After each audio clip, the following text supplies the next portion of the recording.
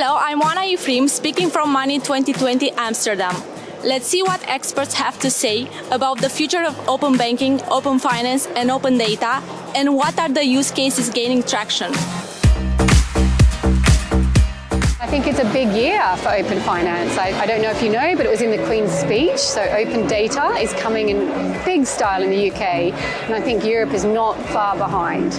The most interesting use cases, I think, for open banking is where there's a benefit on both sides, right? And they're also, in our experience, the more successful, where there's use cases that benefit the consumer and the business equally at the same time, because someone has to connect the bank account and someone has to be able to pay for that service. And for us, it's all around credit scoring, which seems to be at the top of everyone's agenda now, right? How do we use this to power financial inclusion, to give people access to products and services quickly and easily?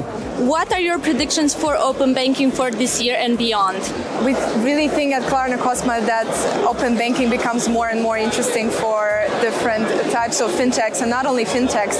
With the trends of this embedded finance, a lot of companies are trying to look into open banking as a way to differentiate their services and offer more products. So we think that the mass adoption will continue to drive the growth of open banking in Europe and beyond, of course. Account-to-account payments are a real threat to cards and wallets. Merchants are adopting because the cost savings are so compelling. Consumers are adopting because it's more secure and just more convenient. And the APIs are now better than cards in at least 6 countries, and we've seen improvements of over 30% in the other countries in the last 6 months. So it's all getting there. It's going to be a very reliable payments network. Open banking is that catalyst that's going to take account-to-account payments from a very niche alternative payment method really into a mainstream payment method. It's very, very important to consider who really need financial services.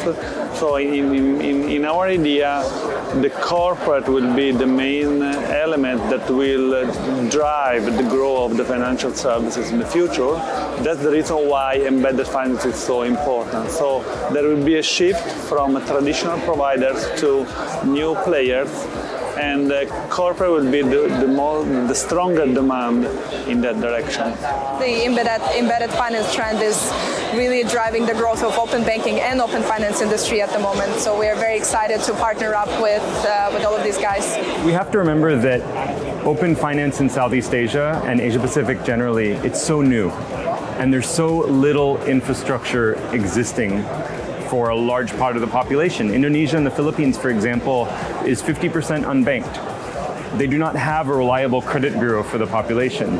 And so the opportunity for open finance is to actually build some of this infrastructure in a way that is a public good for the industry, but that also creates commercial use cases so that FIs, fintechs, and the customers all benefit from having easier access.